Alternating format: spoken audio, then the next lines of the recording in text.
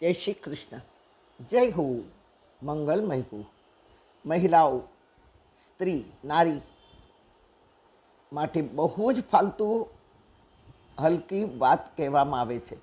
સ્ત્રીના પેટમાં વાત ન રહે, સ્ત્રીની બુદ્ધિ પાનીએ, આવું બધું કહેતા લોકોને સાંભળ્યા છે.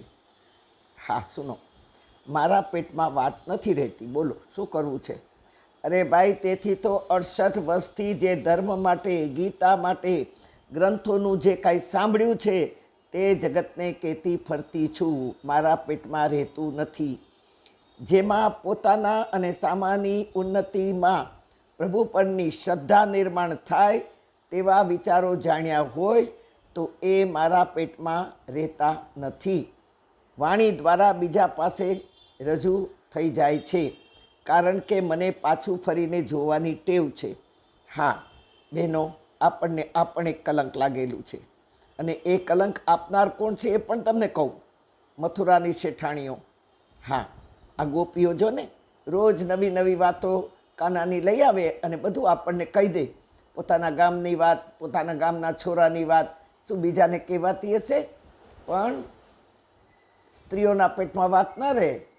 હા, આવું બધું કોણે ફેલાવ્યું હશે? કોઈ કે તો ફેલાવ્યું હોય ને, કારણ કે ઉપર બ્રહ્માંડમાંથી ઉપરથી તો ટપક્યું ના હોય, અને એ જ ટપકાવનાર કોઈ હોય તો મથુરાની શેઠાણીઓ છે.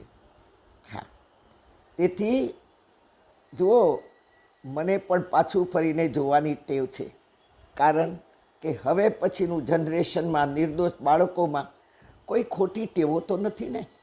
મારું બાળક વૈખરી વાણી તો નથી ઉચ્ચારતું ને, કોઈ વૃદ્ધોનું, કોઈ મોટી વ્યક્તિનું અપમાન તો નથી કરતું ને. મારા બાળકનું વર્તન કેવું છે એ જોવા માટે મારે પાછું ફરીને જોવું પડે. મારા યુવાનોમાં ખોટી ટેવો તો નથી ને. આ બધું પાછું ફરીને જોઈએ તો જ ખબર પડે ને કે સમાજના યુવાનો, બાળકો ક્યાં જઈ રહ્યા છે. એમને વાળવા આપણી ફરજ છે. હું સમજું છું, મારી પાસે તો ખાસ આખું જીવન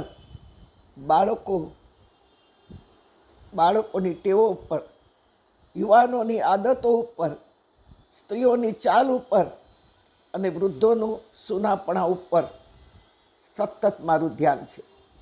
અને તેથી મેં મારું જીવન બાળકોને અર્પણ કર્યું છે.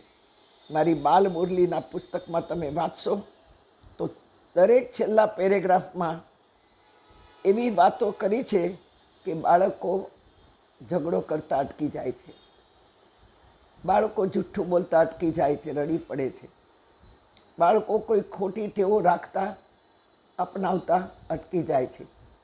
આજે એ બાળકો કમસે કમ 38 વર્ષના થઈ ગયા. એમને ત્યાંય તે આજે 8-8, 10-10 વર્ષના બાળકો થયા છે. મારી બાલ મુરલીનું પુસ્તક તમે નહીં માનો, તમારા જેવા સંસારી લોકોએ મારું એ પુસ્તક અમેરિકા, લંડન બધે મોકલ્યું ગિફ્ટમાં, અને મને લંડનથી મને બોલાવો આવ્યો કે અમે તમને સ્પોન્સર કરીએ છીએ, અમે અમારા બાળકોને સંભળાવ્યું તો બહુ ખુશ થયા છે, આપ આવો.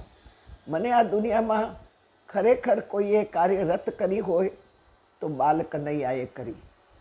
હા, તેથી મારું આખું જીવન બાળકો માટે, યુવાનો માટે, સ્ત્રીઓ માટે, વૃદ્ધોને અર્પણ છે. લંડનમાં લેસ્ટરમાં ભાગવતની કથા મારી ચાલુ હતી.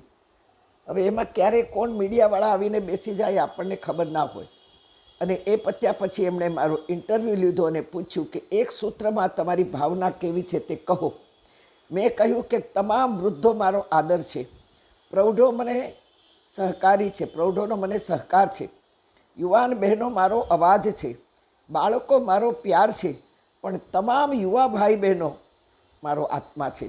આત્મા મરતો નથી, પણ આત્મા મૂંઝાય છે, આત્મા કન્ફ્યુઝ થાય છે, જવાબ શોધવા આત્મા તત્પર થયો હોય છે. અને તેથી યુવાન ભાઈ બહેનો મારો આત્મા છે, જે હું એમને મૂંઝાતો જોવા નથી માગતી. અને તેથી હું ખુલ્લેઆમ કહું છું કે અડધી રાતે પણ તમે મને ઉઠાડીને પ્રશ્ન કરશો તો ગીતાજીના શ્લોક દ્વારા હું તમને જવાબ આપીશ. પણ તમને હું મૂંઝાવા નહીં દઉં, હું તમને અંદર અંદર ઘૂંટાવા નહીં દઉં. ધર્મ સંસ્થાપનાર્થા એ શ્રી કૃષ્ણ ભગવાનનો અવતાર છે અને એ જ સૂત્ર મેં મારા જીવનમાં અપનાવ્યું છે. બાકી કહો 68 વર્ષથી કોઈ પણ કાર્યને આપણે પકડી શકીએ ખરું? હું પણ ના પકડી શકું, પણ મને સાક્ષાત ભગવાને પકડાવ્યું છે.